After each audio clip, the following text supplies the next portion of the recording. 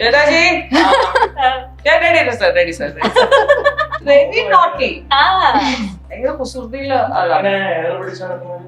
അതൊന്നല്ല അതിലൊക്കെ ബേബി ഭയങ്കര സീരിയസ് ആയ ലാലേട്ടനും ഞാനെന്തോ ഡയലോഗ് വരുമ്പോ ഞാൻ കൺട്രോൾ ആയില്ല. അന്ന് രാജ്യസഭ പിടിച്ചു. ബാഡ് ഓഡിഷൻ ആർട്ടിസ്റ്റ് അത് മനസ്സിലായി. എത്രയോ റിജക്ട് ആയിട്ടുണ്ട്. അതറിയില്ല. അപ്പൊ ഓഡിഷൻ ചെയ്യാൻ പോകുന്നത് നല്ലൊരു ലൊക്കേഷൻ ആയിരുന്നു, പുത്രവട്ടം. വ്യക്തികളുടെ ആരാധന, അവരുടെ കലയുടെ ആരാധന. ഇളയരാജ, റഹ്മാൻ, അങ്ങനെ ഒരു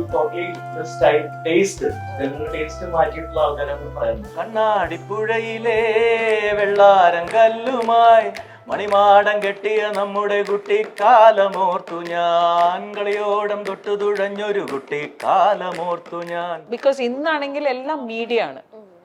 people have to see you. മൂവിന്റെ ബഡ്ജറ്റ് എല്ലാ ആൾക്കാർക്ക് അറിയേണ്ടത്. People have to see you. അതാണ് കുളിർ കൊണ്ടുവാ ഒരു ചെങ്കുറിഞ്ഞി പൂവിൽ. Milestone Makers presents Dazzler super Sundari 2025. ആത്മവിശ്വാസത്തിന്റെയും പുത്തൻ ഫാഷൻ സങ്കല്പങ്ങളുടെയും സൗന്ദര്യ മത്സരവേദി. ഗ്രാൻഡ് ഫിനാലെ ജൂലൈ 2 മുതൽ മൈൽസ്റ്റോൺ മേക്കേഴ്സിൽ. നമസ്കാരം. Lulu Holidays presents the Kenna show. ഇന്ന് എന്റെ ഷോയിലുള്ളത് ജങ്കാർ എന്ന മൂവിയുടെ വിശേഷങ്ങൾ പങ്കുവെക്കാനായിട്ട് നമ്മുടെ ഇബ്രാഹിം പ്രിയപ്പെട്ട ശബരി, ശ്വേത, അപ്പാനി, ശരത് ആൻഡ് രേണു. നമസ്കാരം. അപ്പൊ ശ്വേത ചേച്ചി, എനിക്ക് ആദ്യം തന്നെ ചേച്ചിയോടാണ്. കാരണം ചേച്ചിയുടെ അനുഗ്രഹത്തോടെ ആയിരുന്നു എന്റെ വിവാഹമൊക്കെ നടന്നിരുന്നത്. അതെ, യെസ്. അപ്പൊ 1 വർഷം കഴിഞ്ഞു. ഒരു വർഷത്തിന് ശേഷം വീണ്ടും പുതുക്കാനായിട്ട് ഞങ്ങള് വീണ്ടും പുതുക്കാനായിട്ട് സ്റ്റേറ്റിന്റെ 1 വർഷത്തിന് ശേഷം ബന്ധം പുതുക്കാനായിട്ട് കല്യാണത്തിന് വന്ന് അനുഗ്രഹിച്ച അനുഗ്രഹവും ഇതൊക്കെ ഇപ്പോഴും എന്നെ കാണുമ്പോ തോന്നുന്നില്ലേ ആ ഒരു ഷൈനിങ് ഒക്കെ?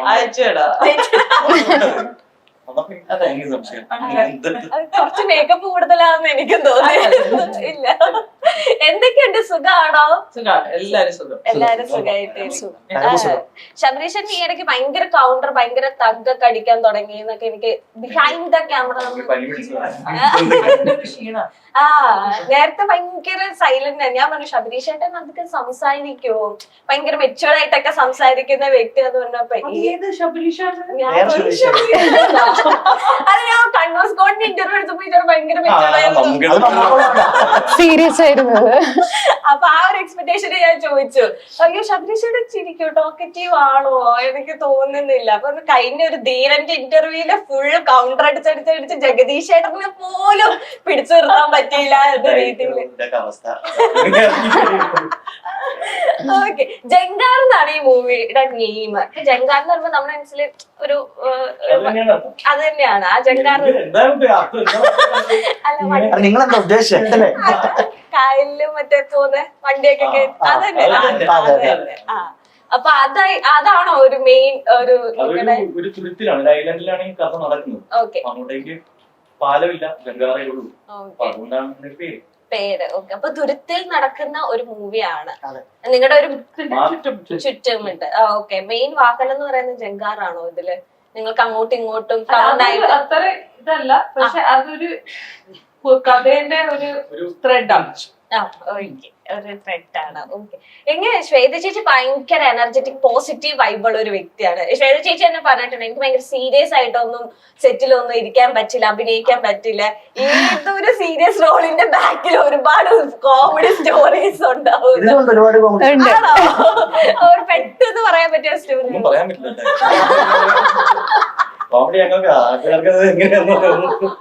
ഇല്ല, അതൊരു ഓർമ്മ പറ. ശ്വേത ചേച്ചി ഭയങ്കര ഓപ്പൺ ആയിട്ട് എല്ലാം പറയുന്ന കൂട്ടത്തില്ല.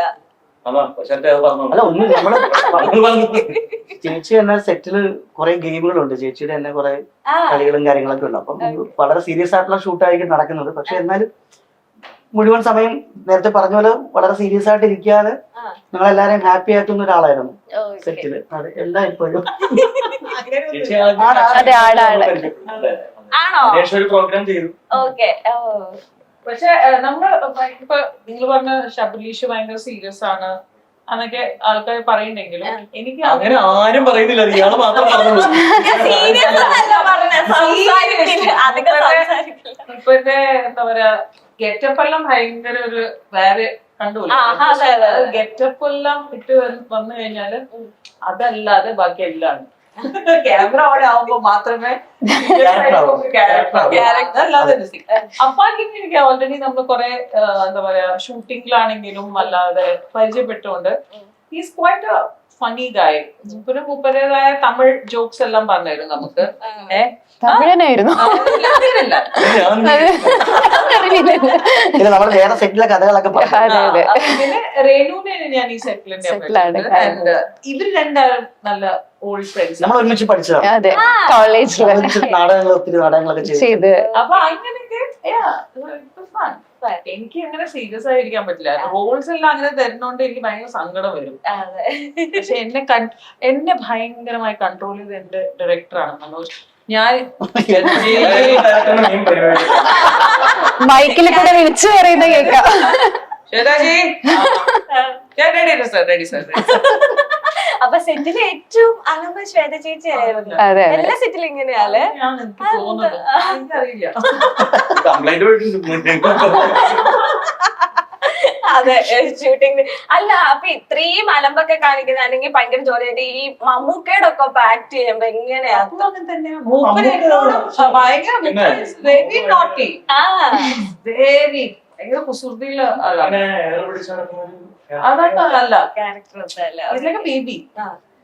ചേച്ചി മറ്റേ പാലേരി മാണിക്യം പോലത്തെ അതൊക്കെയെല്ലാം we have had such good fun. അതാ ഞാൻ പറഞ്ഞത്, ക്യാമറ ആക്ഷൻ ചെയ്ത് കഴിയുമ്പോഴാണ് നമ്മളെല്ലാവരും മാറുന്നത്. സത്യം പറഞ്ഞ ആർട്ടിസ്റ്റിന്റെ അതാണ് എപ്പോഴും ബിഹൈൻഡ് ദ സീൻസ് ആണ് എനിക്ക് എപ്പോഴും ഓർമ്മ ഉണ്ടാവുക. ബിക്കോസ് ഷോട്ട് കഴിഞ്ഞാൽ അത് പിന്നെ ഡയറക്ടറിന്റെ പണിയല്ലേ എന്ന് പറഞ്ഞാൽ നമ്മൾ വിടും. പക്ഷെ ബിഹൈൻഡ് ദ സീൻ അത് ഓരോരോ സിനിമയിൽ ഓരോരോ എനർജിയാണ്. നമ്മള് സിനിമ കാണുമ്പോ ആക്ച്വലി അത് ഷൂട്ട് ചെയ്യുമ്പോ നടന്നിരുന്ന സംഭവം മനസ്സിലേക്ക് എത്രയോ സിനിമകളിൽ ചിരിച്ചിട്ടുണ്ട്. കരയണത് ഞാൻ കരയണ സമയത്ത് ബിക്കോസ് എനിക്ക് അതിന്റെ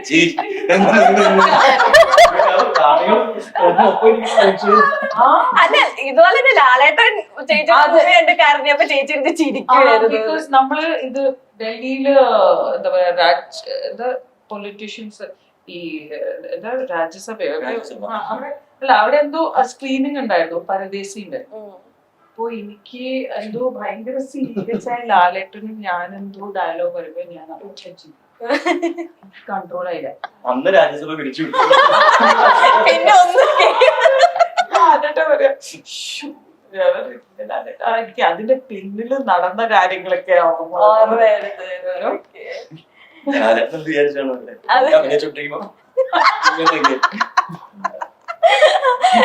അല്ല, ശബരീഷേന് നല്ല പാട്ടുകാരനാണല്ലോ. അപ്പൊ സെറ്റിൽ എങ്ങനെയാ പാട്ടൊക്കെ പാടി അത് മാത്രം സമയമേ കൊടുത്തില്ലേ നമ്മള്. അത്രയ്ക്കും ഉണ്ടായിരുന്നു. ആ സമയത്താണ് കണ്ണൂർ സ്കോഡ് ഷൂട്ട്. അപ്പൊ അല്ലല്ല ടർബോ ഷട്ടിലിംഗ് ആയിരുന്നു. ഇതിലത്തെ ക്യാരക്ടർ എങ്ങനെയാണ് ശബരീഷേട്ടന്റെ ഡിഫൈൻ ചെയ്യാൻ പറഞ്ഞിട്ടുണ്ടെങ്കിൽ എങ്ങനെയായിരിക്കും? ഇതില് ഒരുപാട് നമുക്ക് ഡിഫൈൻ ചെയ്യാൻ പറ്റില്ല. കാരണം കുറച്ച് നെറ്റ് ലൂസായി കിടക്കുന്ന ഒരു ക്യാരക്ടറാണ് ഇതിന്റെ അകത്ത്. പിന്നെ വേറെ പറയാമല്ലേ, ഒന്നും പറയാൻ പറ്റില്ല. നല്ലൊരു ലുക്ക് ഉണ്ട്, നല്ല വേരിയേഷൻ ഉണ്ട് ക്യാരക്ടർ വേരിയേഷൻ ഉള്ള ഒരു ലുക്ക് ഡിഫറൻസ് ഉണ്ട്. നമ്മള് ടീച്ചറിലും രണ്ട് ലുക്കിലാണ് വരുന്നത്. അതിനൊരു കാരണമുണ്ട്, എന്താണെന്നുള്ളത് പറയാൻ പറ്റില്ല. അതെ, അങ്ങനെ ഒരുപാട് തുറന്നു പറയാൻ പറ്റാത്ത ഒരു ക്യാരക്ടറാണ്. സിനിമ കാണുമ്പോ എല്ലാം നമുക്ക് അറിയാൻ പറ്റുക. ചേട്ടന്റെയോ അതുപോലെ തന്നെയാണോ? അല്ല, ഒരുപാട് ഷെയ്ഡ് ഒന്നും ഇല്ല അങ്ങനെ എന്റെ ക്യാരക്ടർ. പക്ഷെ തുറന്നു പറയാൻ പറ്റില്ല, ഒറ്റ ഷെയ്ഡിൽ പോകുന്ന ഒരു ക്യാരക്ടറാണ്. ഈ പറഞ്ഞൊരു നേരത്തെ പറഞ്ഞൊരു തുരുത്തിലെ കഥ ആയതുകൊണ്ട് തന്നെ ഈ ക്യാരക്ടേഴ്സിനും മറ്റു നടക്കുന്ന ക്യാരക്ടറിനെ കുറച്ച് ഡിഫറെന്റ് ആണല്ലേ. മൊത്തത്തിൽ അവരുടെ ഡയലോഗ് പ്രസന്റേഷൻ ആണെങ്കിലും ബോഡി ലാംഗ്വേജ് ഒക്കെ വളരെ ഡിഫറെന്റ് ആയിട്ടുള്ള ക്യാരക്ടറാണ്. വളരെ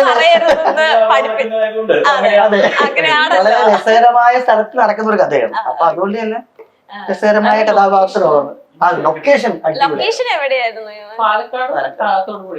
തൊടുപുഴ. തൊടുപുഴ എന്താ പറയുക? നല്ല ലൊക്കേഷൻ. നല്ല ലൊക്കേഷൻ ആയിരുന്നു അല്ലെ. ഓക്കെ. പിന്നെ ഇവിടെ ഉണ്ടായിരുന്നു, ഇവിടെ തമിഴ്നാട്ടിലുണ്ടായിരുന്നു. Song shoot Pollachi. രസമുള്ള സ്ഥലമായിരുന്നു. ഈറ്റ് ഡാൻസ് ഉണ്ടോ ചേച്ചിയുടെ? ചേച്ചിയുടെ അല്ല, അതൊരു ടൈറ്റിൽ സോങ് ആണ്. എല്ലാവർക്കും ഉണ്ട്. അതൊരു ഫൺ മീൻസ് ബേസിക്കലി നമ്മുടെ ആ ഒരു മൂവിന്റെ ബിഹൈൻഡ് ദ സീൻസ് നമ്മൾ പറയില്ലേ, അതിന്റെ ഒരു എനർജി നിങ്ങൾക്ക് ആ സോങ്ങിലുണ്ടാവും. ഓക്കെ. ഇതുപോലെ തന്നെ രേണു ഫസ്റ്റ് സീരിയലിലൂടെയാണ് അല്ലെ അഭിനയ രംഗത്തിലേക്ക് വന്നത്. അതെല്ലാരും പ്രഷറിരു കൈനീട്ട് സ്വീകരിച്ച കറുത്തുമുത്ത് എന്ന് പറഞ്ഞ സീരിയലായിരുന്നു. അതിനുശേഷം പിന്നെ പെട്ടെന്ന് കാണാതെ ആയിരുന്നു. ഞാനത് കോളേജിൽ പഠിക്കുന്ന സമയത്തായിരുന്നു ചെയ്തത്. പിന്നെ ഞാൻ പഠിക്കാൻ വേണ്ടിയിട്ട് ബ്രേക്ക് എടുത്തു, മാസ്റ്റർ കഴിഞ്ഞു, പിന്നീടാണ് സിനിമയിലേക്ക് എൻട്രി ആയത്. കുട്ടിയാണ്, പഠിത്തം ഇമ്പോർട്ടന്റ് ആയിരുന്നു. മാസ്റ്റർ ഫിനിഷ് ചെയ്യണമെന്ന് എനിക്ക് ഉണ്ടായിരുന്നു.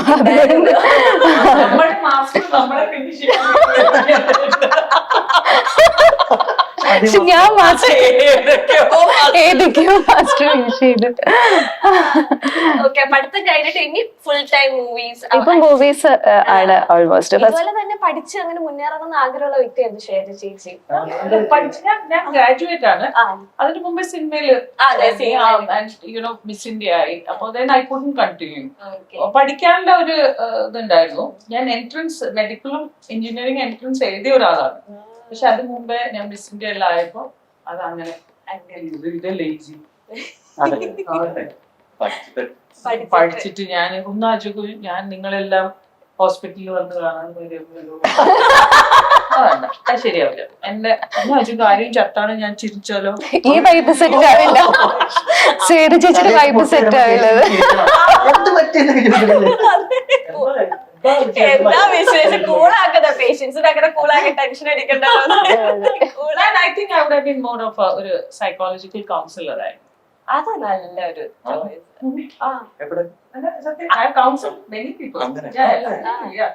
താല്പര്യമുണ്ടോ കൗൺസിലിംഗിന്?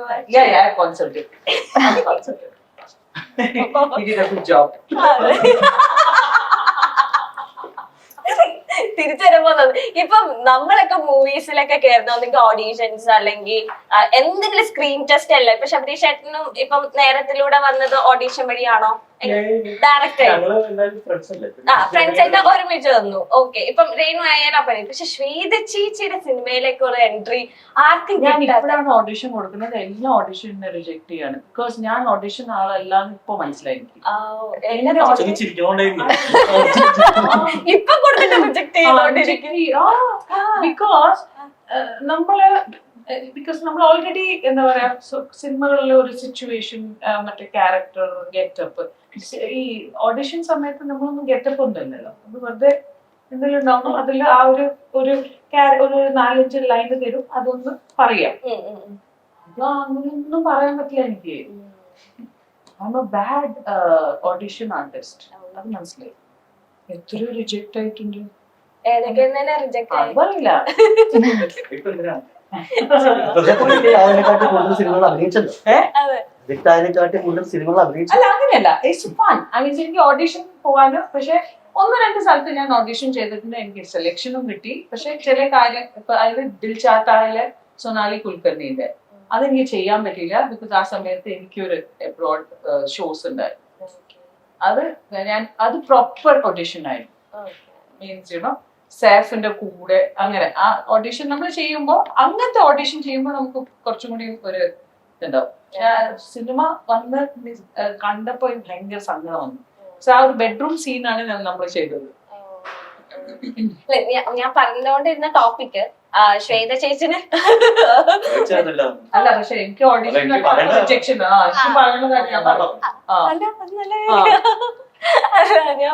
ചൂടായില്ല. തല്ലിപ്പൊളി പരിപാടി. ഞാൻ പോവാന്നൊക്കെ കേട്ടപ്പോഴത്തേന് ചേച്ചിയുടെ വേറെ സ്റ്റോറി കേൾക്കാൻ പറ്റി.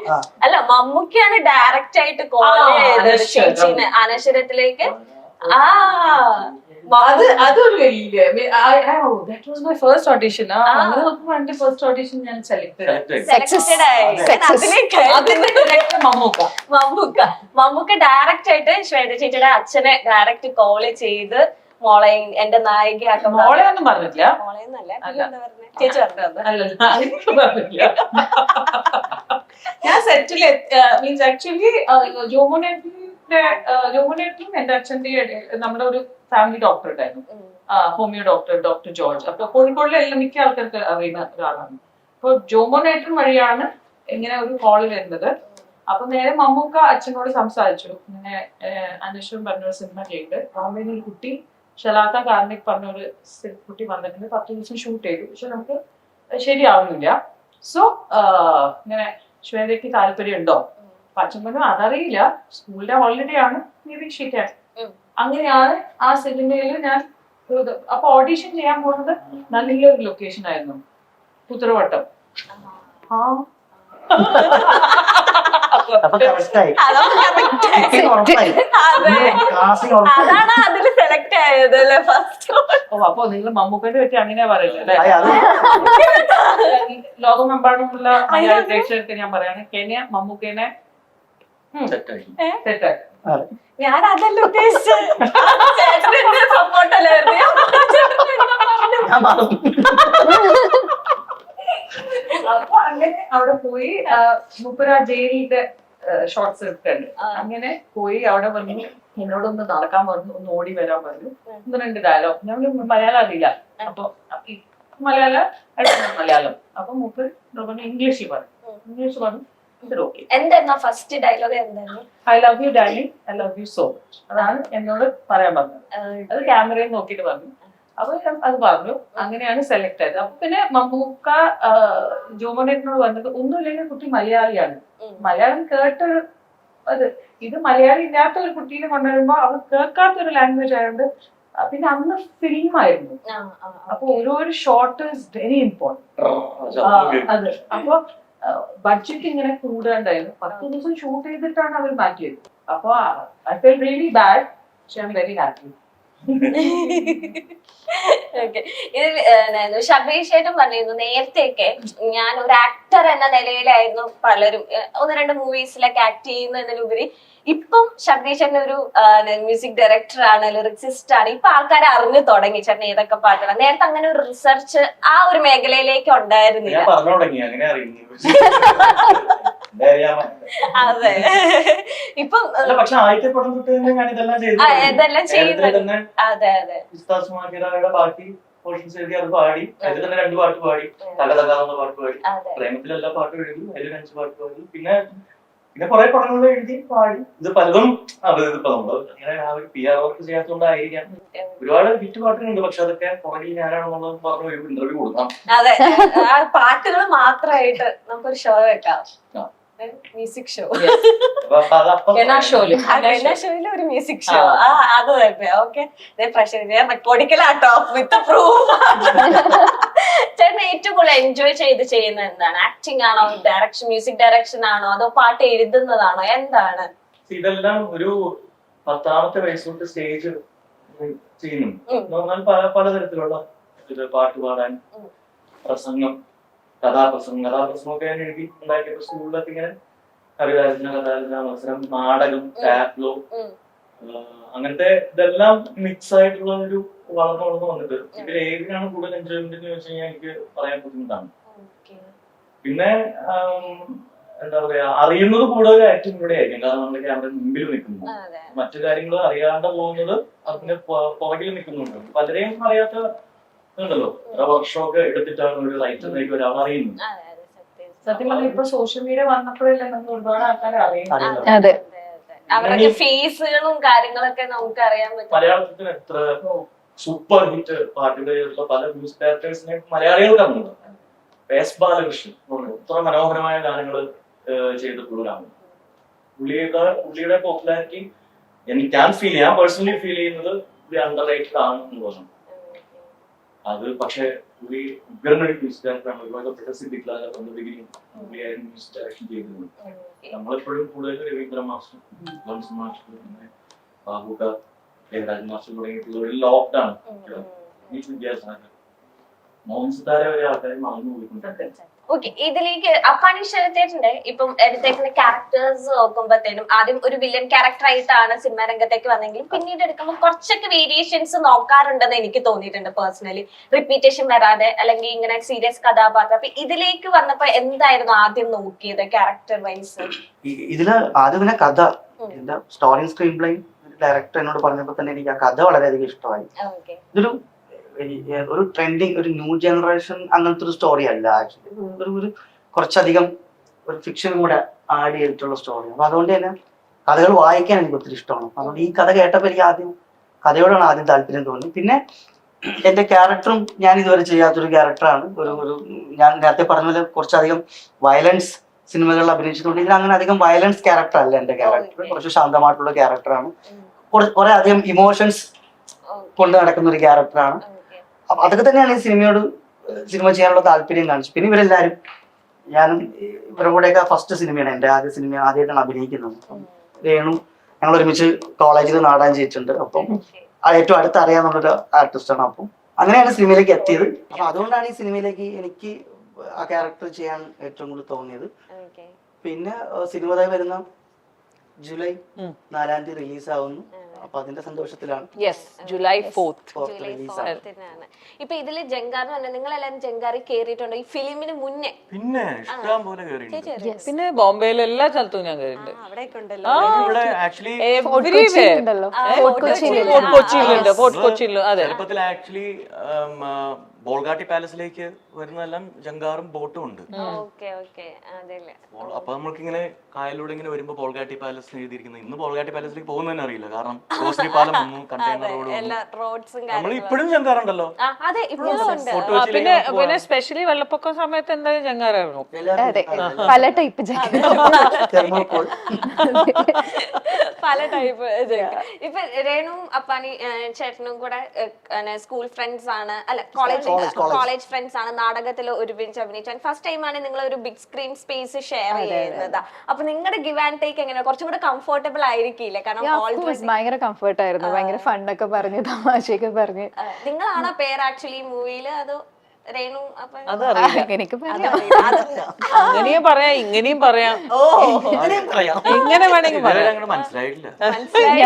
എല്ലാരും ഒരു 4-5 പെണ്ണുങ്ങളുടെ കൂടെ ഉണ്ട്. ഞാൻ മാത്രം ശരിക്കും പേരൊന്നുമില്ല, ഒന്നും ഒരാളും ഇല്ല. അതാണ് എനിക്ക് ക്ഷാമം. പോലീസാണ്. പോലീസോ? എപ്പോ? പക്ഷെ സിനിമയിൽ കാണിക്കില്ല.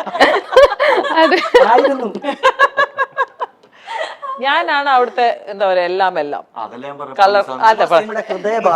ഹൃദയം. എന്റെ ക്യാരക്ടർ പേര് മല്ലി. അങ്ങനെ തന്നെയാ, മല്ലിപ്പൂ പോലെ എല്ലാ സ്ഥലത്തും എത്തും. ചോദിക്കരുത്, ചോദിച്ചെല്ലാം പറയേണ്ടി വരും. അല്ലല്ല, അതിന്റെ മുമ്പേ നമ്മൾ ദുബായിൽ നമ്മുടെ ട്രെയിലർ റിലീസാണ് 21-ാം തീയതി. നമ്മൾ ഈ മാസം 21-ാം തീയതി ദുബായില് റിലീസ് ചെയ്യാൻ. We are very happy because ചെറിയൊരു സിനിമയാണ്, ബട്ട് നല്ലൊരു റിസപ്ഷൻ ആണ് നമുക്ക്. ടെക്നിക്കൽ ഭാഗത്ത് നമ്മുടെ ഡിസ്ട്രിബ്യൂട്ടേഴ്സ് ആണെങ്കിലും നമ്മുടെ എക്സിബിറ്റേഴ്സ് ആണ്, പ്രൊഡക്ഷൻ ആണെങ്കിലും നമ്മുടെ പ്രൊഡ്യൂസർ ബാബുരാജ് ഏട്ടൻ, MC ബാബുരാജ് ഏട്ടൻ, MC, അതുകൊണ്ട് MC.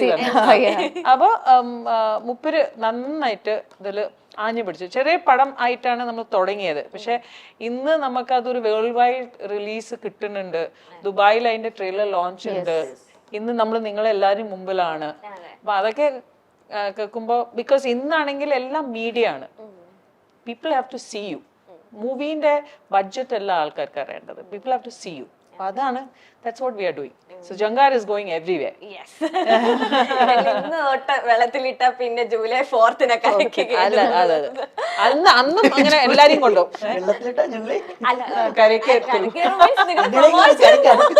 നിങ്ങൾ അങ്ങനെ എടുക്കില്ലേ? ഞാൻ നമ്മള് ഭയങ്കര സെൻസിറ്റീവ് ആൾക്കാരാണ്. ഞാൻ പ്രൊമോഷൻസ് നിങ്ങൾ അതുവരെ നിങ്ങളുടെ നിങ്ങളുടെ ആ ഒരു മൂവി മാർക്കറ്റിംഗ് പ്രൊമോഷൻസ് ആയിട്ട് നിങ്ങൾ ബിസി ആയിരിക്കുന്നതാണ് അതിന് ഉദ്ദേശിച്ചത്. നമ്മള് മഞ്ജു ഉണ്ടല്ലോ, നമ്മള് PR അതെ. മഞ്ജുവിന് എല്ലാവിധ ആശംസകളും നേരുന്നു.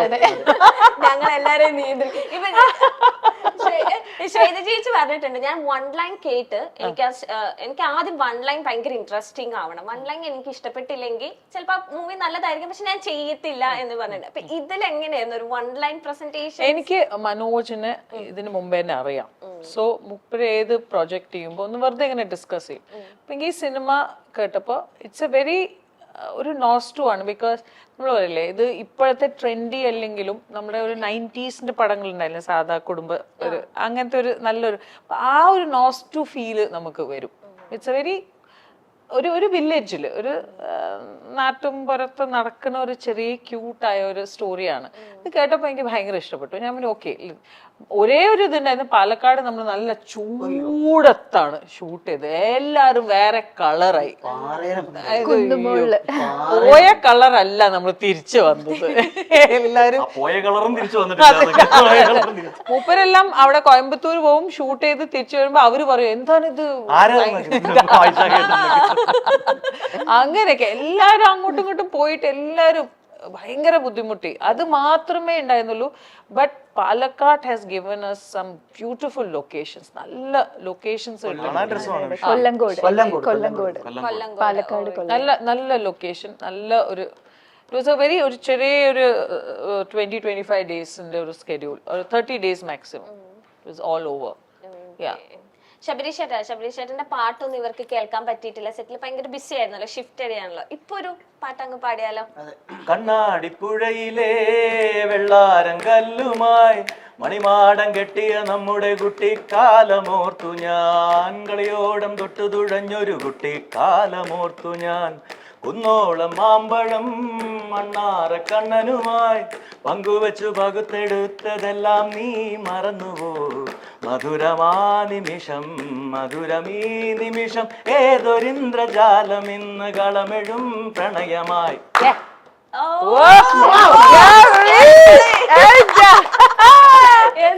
അതെ, നിങ്ങള് രണ്ടാമത്തെ ചോദ്യം ചോദിക്കാനുള്ള സമയം ഉണ്ടായിരുന്നില്ല.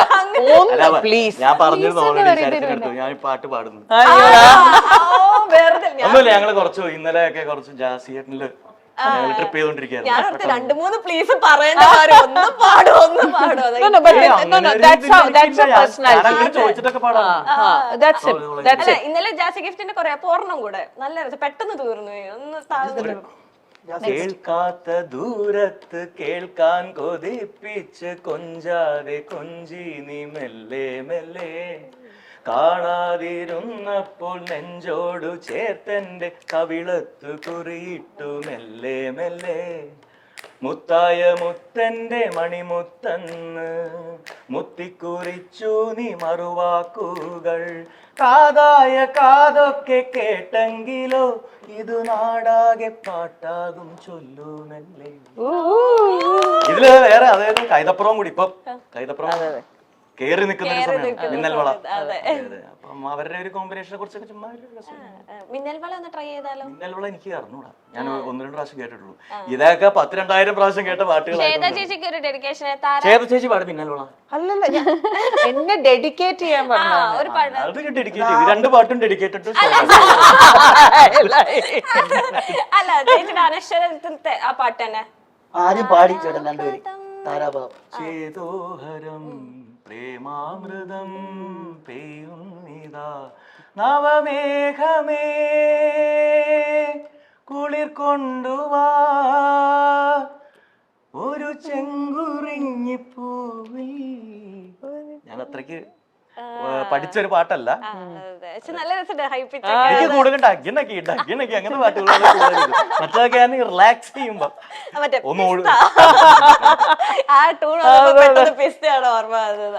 അപ്പൊ ജങ്കാര എന്ന മൂവി July 4th നമ്മുടെ പ്രേക്ഷകരുടെ മുന്നിലേക്ക് വരാൻ പോവുകയാണ്. അപ്പൊ ഇവര് പറഞ്ഞ പോലെ നല്ല രസമുണ്ട്. ഇതിന്റെ ഇവർക്ക് കൂടുതലൊന്നും നമ്മളായിട്ട് ഡിസ്കസ് ചെയ്യാൻ പറ്റിയിട്ടില്ല, കാരണം കുറച്ച് ഇൻട്രസ്റ്റിംഗ്. അതെ, സമ്മതിക്കുന്നില്ല. അതിനോട് പറഞ്ഞു, മനോജ് സാറ് പറഞ്ഞു കൂടുതൽ കുറച്ച് ഹിഡൻ ആയിട്ടുള്ള കാര്യങ്ങളൊക്കെ ഉണ്ട്, അതൊന്നും ഇപ്പൊ പറയാൻ പറ്റത്തില്ല. ജൂലൈ 4th തന്നെയാണ് അറിയാൻ പറ്റുള്ളൂ എന്നാണ് പറഞ്ഞത്. അപ്പോൾ നല്ല ഒരു മൂവി ആകട്ടെ, ഞങ്ങൾ എല്ലാവരും വെയിറ്റിംഗ് ആണ് ജൂലൈ 4th വേണ്ടി. എല്ലാവിധ അനുഗ്രഹങ്ങളും സന്തോഷങ്ങളും നിങ്ങളുടെ ഓരോരുത്തരുടെ ജീവിതത്തിൽ ഉണ്ടാകട്ടെ എന്ന് ആശംസിക്കുന്നു. Thank you so much. Thank you Kena. Thank U.